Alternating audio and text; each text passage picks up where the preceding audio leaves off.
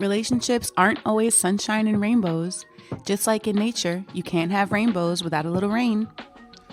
Journey with us Shani Goodson and Dr. Sunjata as we share stories and insights about our thriving, unconventional love life and our unique take on relationships and consensual non-monogamy.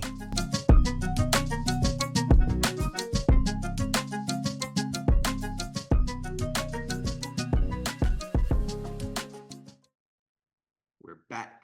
Hey y'all, we are back. What's up? Another episode, SunShan Rainbows. How you doing? I'm doing good, all things considered. Little stress going on earlier today before we start recording. What else is new about adulting, right? It's Yeah. always something. Some adulting stress is the best way to put it. It's always something. But I did a few deep breaths, and I just have this general disposition of everything gonna be all right. Everything gonna be okay. That's how it usually goes. So I like that. Yeah. Even channeled some Fat Joe. Nothing can stop me. I'm all the way up. That's the energy that we're bringing into this. That's the energy, even with dealing with some adulting stressors before we started recording. So here we go. We all the way up. We're live.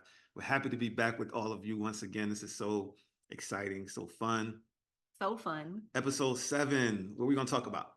We are actually going to start getting into some things I know some of you are probably curious about.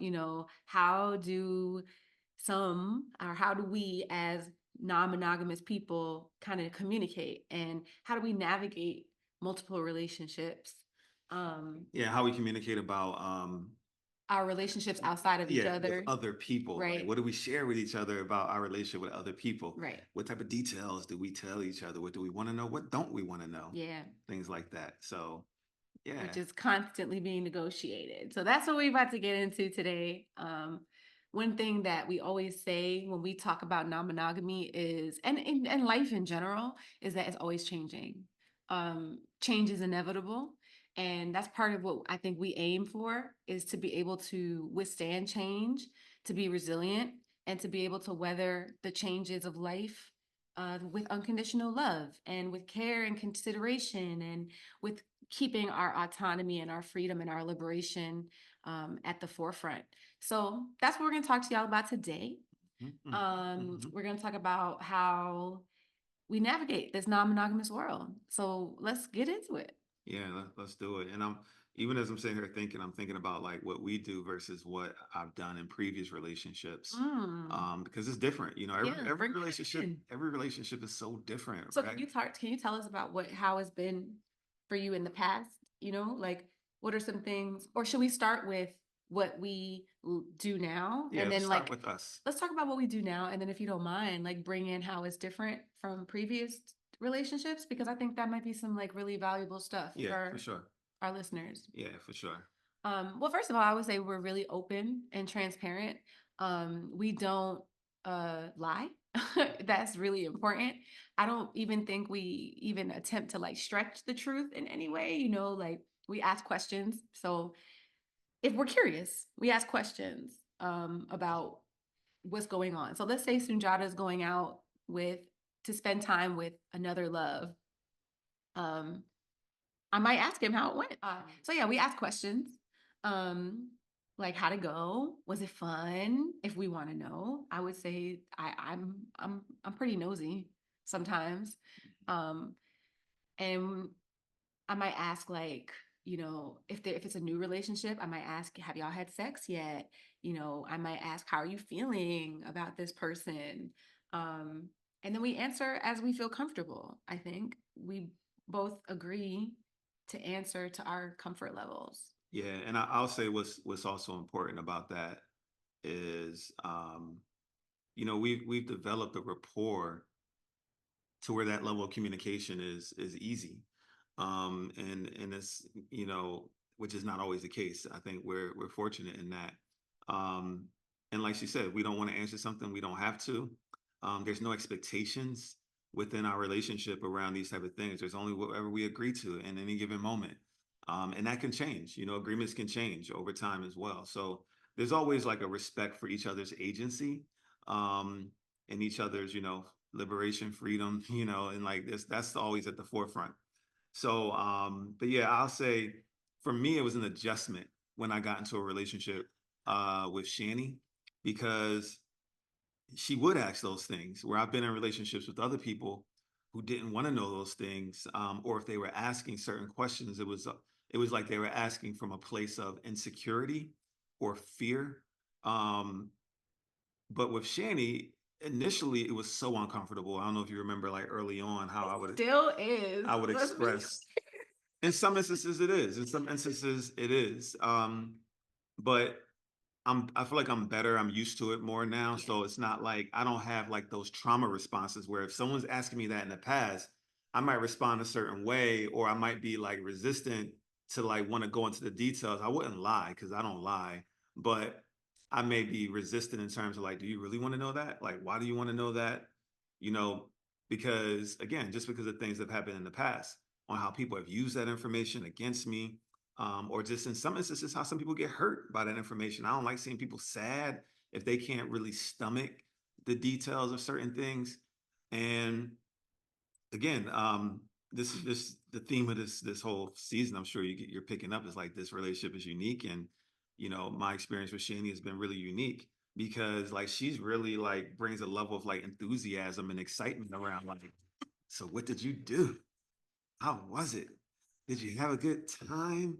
I want to hear as I want to hear everything. as much as you're willing to share. And Be in my platonic bucket though. Like you're my buddy, you're my pal. Like I want to know what's going on with you. Tell me yeah, your yeah, stuff. you're able to shift into that platonic space in that moment. And we shift in and out of these spaces. That's a good example of that. Um, that's relatable. So that's where I'll start. I'll just start by sharing with you all just how initially it was so uncomfortable, but now it's more comfortable. And now I don't mind sharing some things, but only if she asks. Like, I'm not a reporter. I don't like reporting information, but I will share things to whatever degree of comfort I have if asked. Yeah. The reporting energy has always been like really interesting. I think that in other non-monogamous relationships, Mhm, a lot of people expect reporting. And mhm, if you remember in our last episode, we talked about like relationship titles and what types mhm, of mhm. expectations and attachments come with that. Yeah, And I feel like that's one of them. I feel like as soon as absolutely. you start calling somebody your partner, now they expect you to report to them. I like this person. I'm falling for this person. I'm thinking about having sex with this person. And it's like, you have to keep them up to date about your relationship. Now, we don't subscribe to that here because to me and to him, I think I'm speaking for myself, but that implies some hierarchy that I'm not really willing to introduce into our relationship. Like the fact that you need to come and tell me about things that are going on in your life as if my relationship with him is more important than whatever other relationship he has.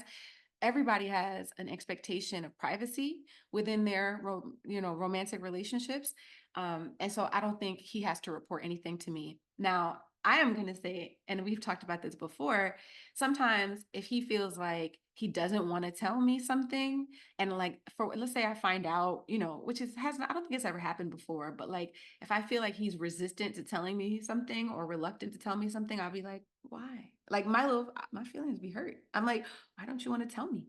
Like, are, are we not friends? Like, why would you not? So it's more like that instead of like, how could you not tell me this? I'm your partner. It's more like, how could you not tell me this? I'm your friend. Like, why would you keep that from me? Yeah, Because I want to be a part of a lot of his stuff. And I also like to know it gives me a lot of insight when he mhm, reports, quote unquote. If when he tells me things about his other relationships, it gives me insight into him. It gives me insight into how he thinks. So it's more about learning about him than it is about learning about the ins and outs of the relationship itself, if that yeah, makes sense. yeah. And I also think a part of what we do, for those of you who read our Substack, and you know that Shani is a relationship scientist, and she writes articles under the title Sustainable Relationships, and like these type of things give you context. It's like it's data. Yeah. It's data that helps her and us like give you all the perspectives that we're able to share, because we're like really living this stuff and recording it, and processing it through our lived experiences, and things that we hear from other people so that we can provide, this type of context. Absolutely. But with that said, I will say that again, like it's so interesting for me because it really is uncomfortable, at times to share certain things. And, I've wanted to give her that, because it's like, I think it's dope, I think it's dope that she's able to shift into that friend zone area. I guess friend zone has a certain connotation. So I'll say slip into that platonic bucket, that platonic energy to want to show up for me as a friend in that way. It's really dope and I love it. And so therefore I do share things that I may not have in the past. I've gotten more comfortable sharing certain things and not things that, I shouldn't share. But things that I'm able to share about my experiences. And that's the key. He shares his experiences. Like Mhm, he's not sharing things that people have confided in mhm, him. Or he's, and that's something that's really nuanced, I yeah. think, is being able to share things where you are the center of it versus, sharing other people's business. Just in case other people who are interested in a relationship with Sunjata are out there listening, he's not going to tell me your business, Mhm, your personal business. He's going to tell me his experience of things. I remember one time he was going through like a transition, relationship transition, and we talked about that transition a lot. Like a couple years ago, mhm, he was processing things and working through things and hurting and grieving, and we talked through that a lot. And I felt like his friend. I feel like other non-monogamous people don't want to hear that, and they don't want to hear about you being hurt by another relationship because that somehow sometimes triggers jealousy and mhm. hurt feelings. That's a great example. Yeah, that's a great example of a time like how we communicate in a time that you really held space for me. And, that was very early in our relationship, within like the first 6 months. And that really, oh my goodness, that did a lot in terms of like building trust. mm, And me having trust for Shani. And it did a lot in terms of like showing who she was, and her capacity, what her capacities are. And if you're listening to this, please know that if someone doesn't have these capacities, doesn't mean they're a bad person or a bad partner. We're just speaking about our experience and how we experience each other, and what it means to us. But this is not a judgment thing. This is not to say that other people who are doing differently are wrong. There's no right mhm. or wrong in this. This is just us. And within this dynamic, it really, again, it just meant the world. She held me down, allowed me to process, and it just made me, fall deeper, in love. It made me trust her even more, like just beyond what, any levels of trust could be, in terms of like just opened up the possibilities of like who we could be for each other. It's like if I can be this vulnerable, if I can be this transparent about another loving relationship in terms of like how I'm hurting and why, and you're able to hold space and not feel like you said any of those jealousies, or why you're not focused on me, or let's just talk about us. Like there was like probably a period of a week where we didn't talk about us. It was like we were talking about that situation because it was so devastating to me, Yes. in terms of how it all unfolded. And she did not like bat an eye. She just held me down and created that space. Ah. Thank you once again. Oh my goodness. It's fun because like I mean I appreciate these words. I appreciate this appreciation because I don't, in the non-monogamous world, like he says, sometimes it's hard to talk about these types of things with other people, but like I genuinely get excited. I remember maybe like a little over a year ago, he was dating somebody new and they had just had sex, and he was telling me a story. It was like maybe our second or third date or something. And he was telling me the story. And I'm like sitting there, waiting. And he's like, and we had sex. And I'm like, oh, you did? Like, what? How was it? Was it good? What did she do? Like, I mean, literally, I would be asking questions, and he's sitting there like, you really want to know this? And I'm like, yeah. Yeah, and I was scared around it. Like I don't give all the Yeah. details that she be wanting to know. I don't give all the details that she be wanting to know, Like, but if y'all talk, I if you give guys some. have friendships, like I have my friendships, like when I'm talking to my homegirls and we're talking about, what we we give some details. So that's the kind of energy I'm on. But I never, I make sure we're clear. I'm never like, tell me, you have to tell me. That's not the energy. It's really more like, tell me what you want to tell me. Like, I want to hear all the things you want to tell me. So Yeah, yeah, and it's fun. it is Um, fun. you There's know, okay, what are you gonna say? no, go ahead. So, and I do the same. So, I do the same. Shani will go out on dates and, I guess I'm similar to how I am when it comes to like her asking me stuff. I'm kind of that way in terms of like me asking her stuff and as well, because for me, I don't have to know. Like I'm really comfortable like not knowing like details, but sometimes I'm curious about certain things and I'll pick my spots to ask certain questions. Yeah. Um, so if she goes on a date, I definitely ask, like, how was it? I don't just, if she goes on a date and the next time we're together, I'm not just ignoring that it happened. I will ask, like, how'd it go? I show interest and curiosity because I'm genuinely interested and curious in, Yeah. her life in that way. Yeah. He'll be like, did you have fun? Yeah, did you Did you have enjoy fun? yourself? Did you enjoy your evening? Yeah, yeah. I'm not so quick to be like, did you have sex? Like, that's probably not gonna be. I think, jog my memory. I'm more so let her tell me that, or it'll kind of come out in conversation later on down the road. Um, that's more my energy around the sex thing. But if she tells me they had sex, then I'll be like, so how was it? Was it good? Did you enjoy yourself? Like I have asked those questions in the past. Do you remember? I see you looking. I am. I'm thinking. I'm like, have you asked me if I enjoyed it? Like, was it a good experience? Like, Yeah, you might say that. yeah, Did you like have was a it a good good experience? experience? Yeah, something like that. Yeah, yeah, I could see something like that. You saying something like that Like, if it's a first time. yeah, y'all got good chemistry. Like, what's stuff like that. I'll ask, and I'm genuinely curious, and I don't.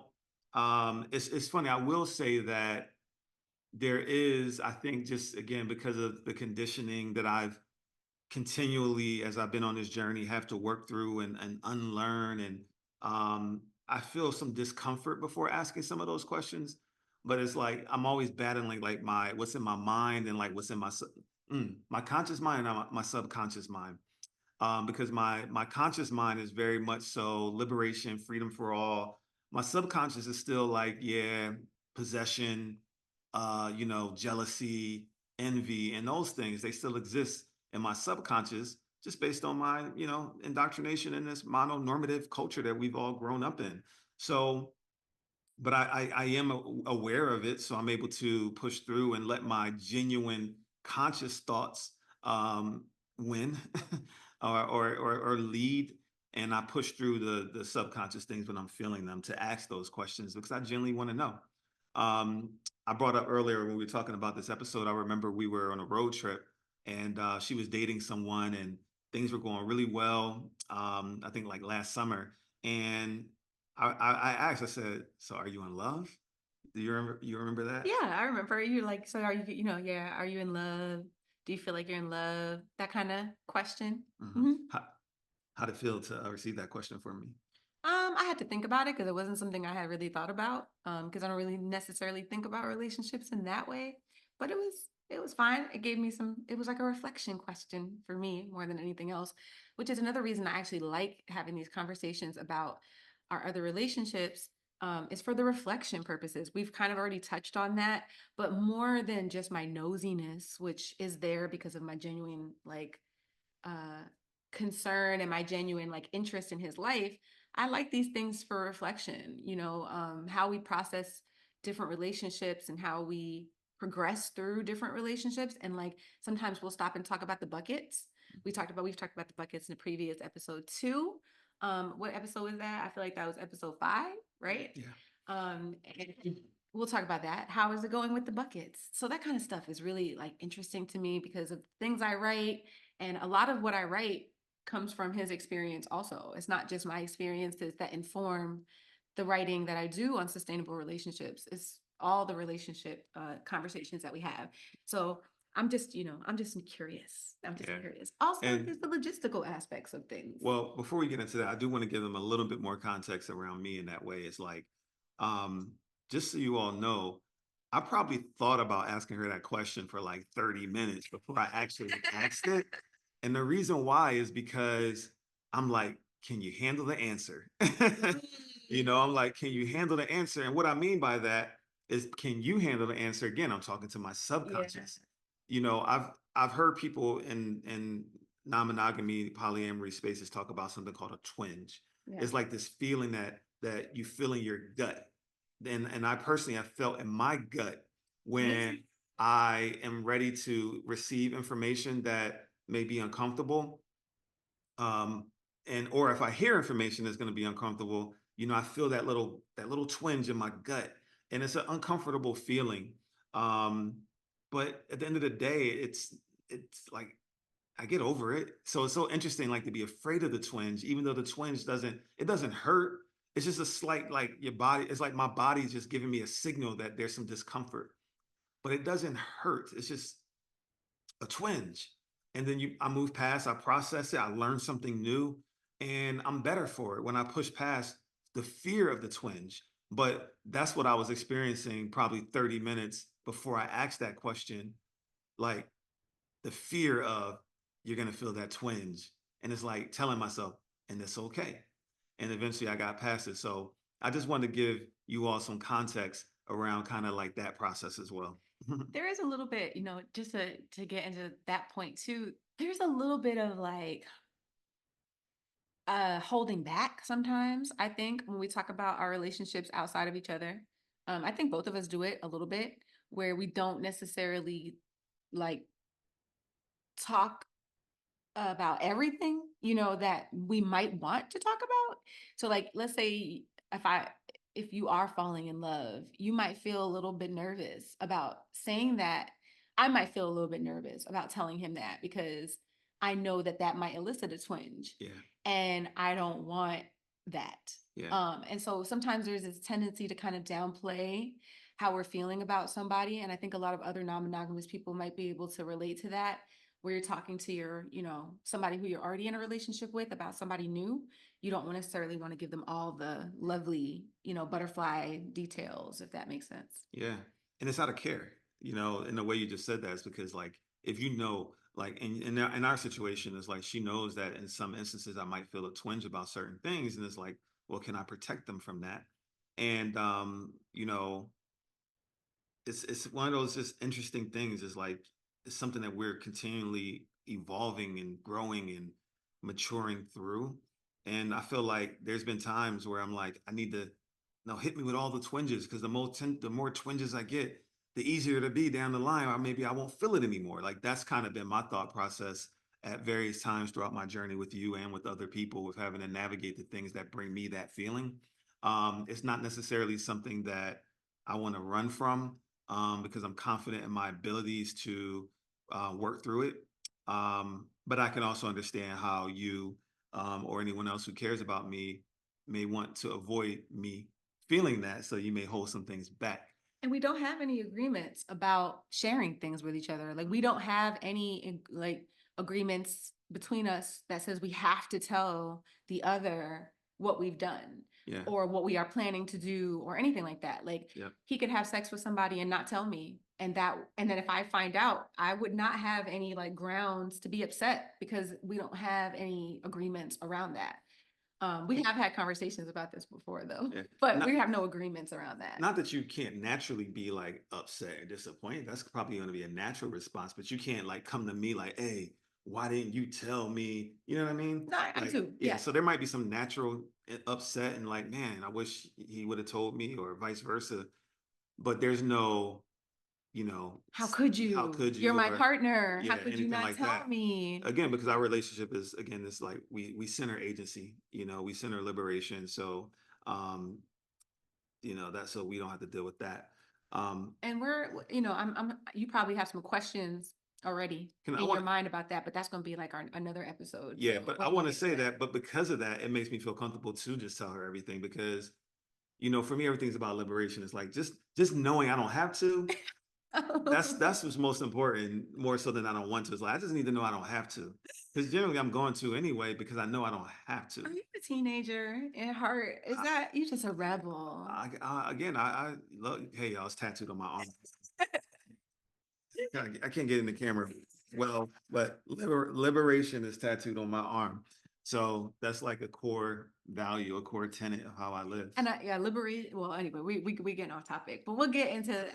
I know when we mentioned the idea of like having sex and not telling the other person that we're having sex, that raises some red flags in people's minds. But we'll save that for another episode. So we'll move on from that. Context for you all. So there was a time I was in a relationship with someone, and we have been dating probably for like over 6 or 7 months at this point. Um, and I had sex with someone else who she wasn't a regular part of my life, but we had a physical connection on and off, recently. And we just happened to reconnect, and hang out one evening and had sex. And um, I told this person who I was dating, and her response was, you can't ever get enough, or like, you don't have enough partners or something that you're having sex with, or something like that. Basically, just like shaming me for doing what I want to do in that moment. Um, and communicating it with her, communicating it to her. Um, and I have this thing where I'm gonna communicate. Like I just can't help it. So it's like if someone wants to be in a relationship with me, I'm gonna communicate. Like I don't hide things, I don't lie. It's like even if I don't give the details, you're gonna know if I'm kicking it with somebody else, if I'm being intimate with someone else. I'm gonna tell people who I'm in a, close high contact relationship with, or a partnership of any kind with, which as you all know, I don't use that term, but with, as you know, in the case with Shani, we are life partners. So yeah, I'm gonna tell her if I do start having sex with someone new, etc. So whereas for me, I feel better knowing that you feel safe to come to me about it, more so than feeling like the control of knowing or whatever. Like I like knowing that our relationship is safe enough that you feel like you can tell me, Yeah, and yes, I do know. And another thing that you brought to the forefront is notable. It's just that how this journey is just ever evolving, and it's all about iterating and learning as you go. And then every time I become a new person, I got to communicate that to people I'm in a relationship with currently, or I'm able to take that into any other new relationships that I come across. I'm able to take that new information in to now know, no, I'm not going to make an agreement to say that I'm going to do, tell you things before I do them, because that doesn't feel natural. But I've tried all these things about rules and agreements. Like I tried those early on because I didn't know any better. I had to learn. And also your iterative nature makes you say things like, this is good enough for now, safe enough to try. And so you say, yeah, I can agree to that. And then you bump up against the reality of it and realize that you can't abide by that agreement. And then you go back to the person and you say, hey, look, I don't think I can. I know I agreed to this. I know we said we were going to do this, but I just don't think I can. Can we reiterate? You know what? Can we revisit this? I think that knowing what I know now, I wish that early on I would have said, I'll agree to try it. Yeah. I would agree to try it, because I would say, I would tell people, yeah, I agree. I'll agree to that agreement. Yeah. And then I would break it. And then I would tell them I broke it and why and what I learned about myself.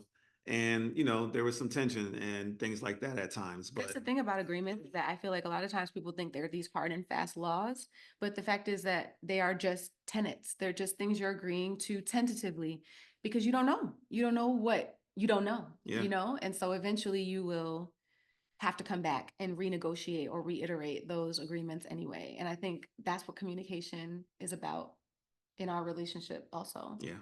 Like we have to communicate about what we're doing because, well, now we live together. So I would say it's even more so like am I cooking for you tonight? Am I sleeping alone tonight? Is somebody going to be here tonight? Even when we weren't living together though, we would see each other pretty often and we would let each other know what the other was doing. Just for courtesy purposes. Yeah. I mean, that's that. Like, yeah, if we had a date, we told each other, even before we were living with each other, because we spent a lot of time together. Yeah. Even before we like cohabitated, we were what we call semi-nested, because we ended up at each other's house all the time anyway. Right. So we kind of got to a point where we assumed that if the other person didn't have plans, we were going to be together. Right. That was kind of the assumption we agreed to. Yeah. And even if I didn't have plans with anyone else and I just wanted some time to myself, I would communicate that I'm staying home tonight. you know. And plans with other people doesn't just mean romantic. You Right. could have plans, platonic friends. I would tell him, I'm going to brunch with my girls, Hmm. um, or whatever. Or I'm taking a So trip with my homies, you exactly, know, or my kids. exactly. So we definitely communicate about the logistics of those things just to keep each other aware. Lots of non-monogamous people have a shared calendar, Hmm. and they have like a lot of agreements around that. You know, when you get an event, you put it on the calendar, et cetera, et cetera. We don't really do that. We just tell each other. We don't have a shared calendar. Yeah, yeah, and it's been easy for us for whatever reason where we haven't needed a calendar. I guess we Mm-mm. don't have that level of complexity. We'll see, um, if things ever get more complex, if we would need that. Mm-hmm. Um, but yeah, we I think sometimes too for people like who share children, that's really necessary. Mm-hmm. It's funny because my co-parent and I, we don't have a shared calendar, but I'm more so putting stuff on my calendar based on conversations with her around the children Yeah. than I am with Shani because Shani, you know, she she parents her children. Even though we're together, even now we live together, like she'll ask me for help at certain times, but in terms of like the logistics of her children, that's her. She hasn't needed me for that to be like a permanent stand-in any type of way where we need to Mm-hmm. communicate in that way. So mostly it's just courtesy of just letting each other know, like if we have plans. Yeah. Like for example, I have plans tomorrow, and I just let her know. I say, hey, I'm going out tomorrow, and I'm gonna have an overnight, and so I won't be home. And sometimes he tells me what time, and sometimes he doesn't. But if I have questions like, "Are you going to eat dinner?" I'll ask him because I need to know if I need to make enough for you. Stuff like that. Um, just courtesy stuff. I think life partnership, sharing a life Yeah. type courtesies. So we do talk to each other about that. I think what's really important in our relationship is that we're communicating for the purposes of care and consideration more so than control and Hmm. security. Yeah. I don't need to know what's going on in his other relationships to feel secure in our relationship. I'm happy to keep my eyes on my own paper if that's what he wants. But if, other relationships are a big part of his life, I like to know for the purposes of care and consideration. Yeah. Yeah. I think that's to stop and move into our segment. Yeah. Our segment for this show, um, which is communication tools, or I'm sorry, relationship tools. Relationship tools. So this is a segment where basically we're going to share some of the tools and like frameworks that we use in our relationship to keep our communication open and free flowing and transparent and all the things. Yeah, yeah. So one of the relationship tools that we use when it comes to navigating conflict is called authentic dialogue. Mhm. And authentic dialogue is a communication framework that allows people to, you know, shift their energy around the communication to, instead of being defensive, to be curious. Instead of seeking to be heard, seek to understand primarily. And if both and all parties are seeking to understand each other, then you'll naturally be heard. um, and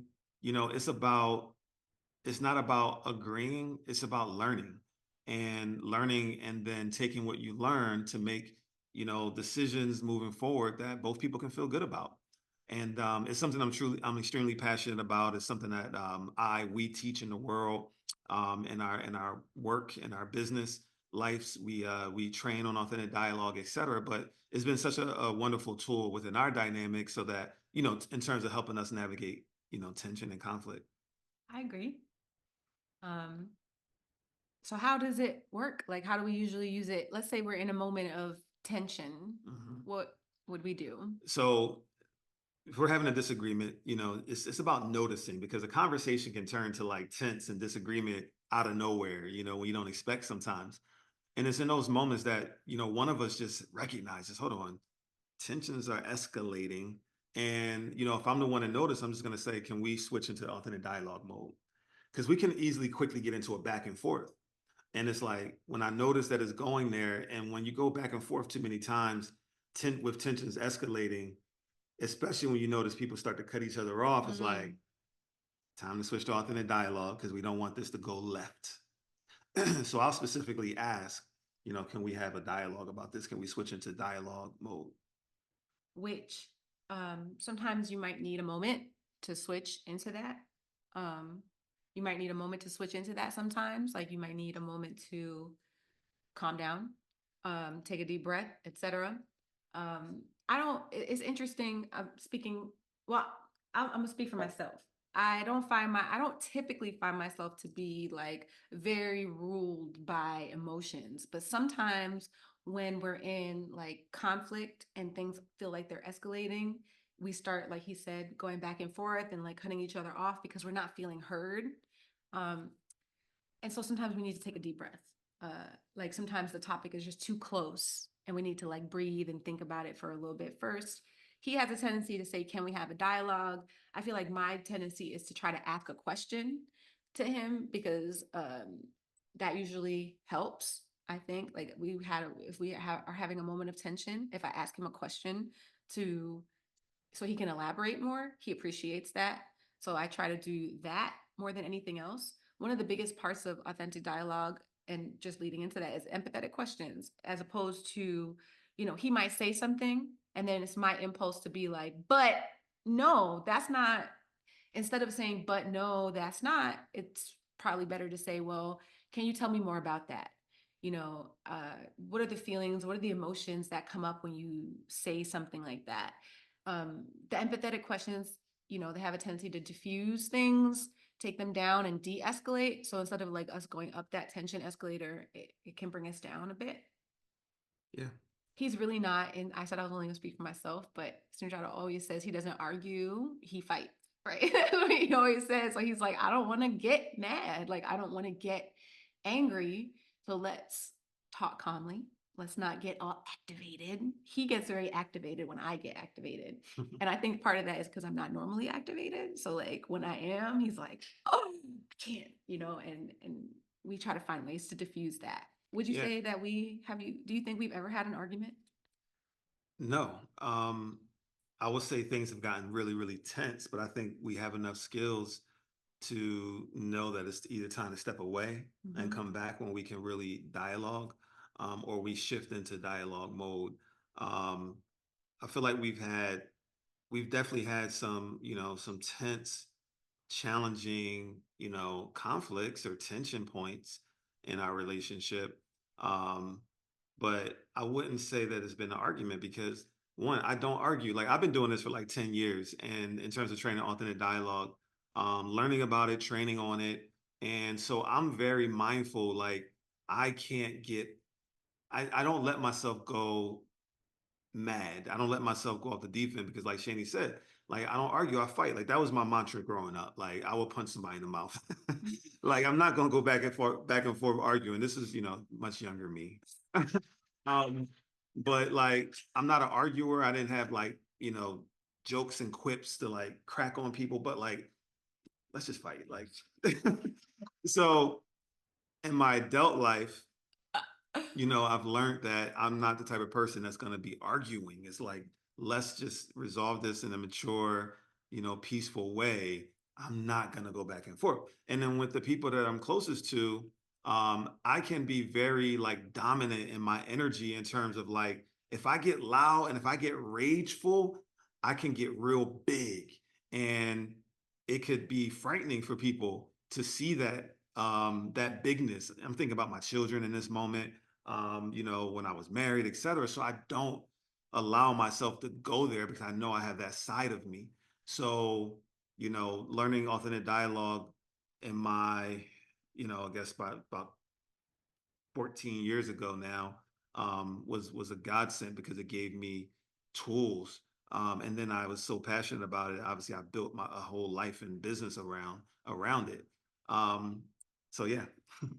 I feel like after you argue, you don't feel better, right? You don't feel resolved. You don't feel peaceful. But I feel like that's the goal after when you're done with the dialogue is to feel understood, Yeah. heard, peaceful. Yeah. Like you can move on, Mhm. like you can move around this conflict or move through this conflict. And you don't just feel sometimes if you don't get the resolution you're looking for, you still feel up here, Yeah, right? You still feel all resentment. the way up, right? As resentment starts to build, you didn't hear me, etc. And Yeah. and we try to avoid that. Yeah, and the whole thing, the purpose of it is that, it strengthens relationships. It's like leveraging conflict to strengthen a relationship. That's what authentic dialogue is a tool for doing. Leveraging those tense conflict moments to strengthen your relationship. And I would say that every time we work through something, I feel closer to you. Definitely. And I'm grateful that we have this tool and these skills that we've honed and we've practiced and we continue to hone and practice, so that we can, because it continues to help us feel closer and closer and closer to each other. And have more grace for each other. We Mhm. also, we'll talk about this in another episode probably too. We have our check-in process, Yeah. which we have on the calendar. Well, we've recently have been really putting it on the calendar like once a month, like Mhm. on the calendar Yeah. as a meeting, with a link and everything, just in case we're not in the same house, Mhm. during that time. So the check-in meeting is a time for us to kind of proactively have authentic dialogue. I will say that for myself, sometimes I do save things for the check-in. Mhm. Like if it's not feeling so pressing that I can just compartmentalize enough to move through our regular life, I'll wait till the check-in to have a conversation. Some things are really pressing, some things are like so bubbling and my emotions are like coming out. Let's have authentic dialogue in the moment. But if it's just something that's like in the background and something that I notice, like a pattern or something, I will save that for a check-in time because I know we're gonna have that time to have authentic dialogue. It's already on the calendar and I know that time is like blocked out. Yeah. As a matter of fact, I think it's Sunday. Yeah, it's coming. And I'm more so like to address things in the moment, but oftentimes I'll use the check-in to like elaborate or to Mm, like, document what we've done already. right. Because, we have a whole process. It's actually something that we train on and we teach on, and it's part of our business that helps us to remain aligned and accountable to who we say we want to be for one another. We have our relationships culture statement.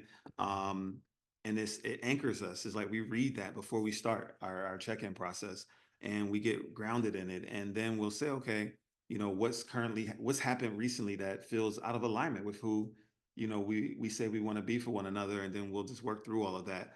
And then in the meeting, if we've done it, I'll just operationalize it and put it on the board so that it's explicit, not just implicit, so that we can see it, we can reflect back on it and later, things like that. So we have a And you'll really forget because sometimes you just forget. So much stuff happens. true. You just forget. Yeah, we get to see all the things that we've worked through. And so it's a really amazing process. It helps us stay connected, grounded, in alignment, And I think it does it in our everyday life too. We also have values. And I find myself thinking about those values just in our everyday life where we'll be sitting and I'm like, I'm feeling the gratitude, this Mhm, harmony is feeling so harmonious right now. mhm. Just noticing the things that are in our values that I want to uphold. Yeah, yeah. So yeah, let's see. Anything else you want to talk about I think for I, I communication? think I You think think we that's covered I it? think we covered everything. I think we given you all enough, to chew on and process. And again, I just sit in gratitude that you continue to be on this journey with us. For those of you who continue to listen, and if you're a new listener here, hopefully you'll be inspired to maybe go back and listen to some previous episodes and just leave a comment, leave a Yeah. like. If you have questions, and let's say like you are curious about something and you're like, hey, what about this? Bring Mhm. that up. I'm curious to know what you're curious about. Part of the reason we talked about this is because people always want to know, like, how do you communicate? How do you have sex with other people when you're in a relationship with somebody and you live with someone? So those kind of questions, that's why we're here. We're here Yeah, to try to answer those. yeah, yeah. So once again, it's been a blast, and until next time, love y'all. Peace. Thank you for listening to Sunshine and Rainbows. If you enjoyed the show, please show your support by liking, commenting, and sharing this episode. Please also subscribe to our media platform, Sustainable Solutions Media, and follow us on Instagram at Sustainable Solutions Media.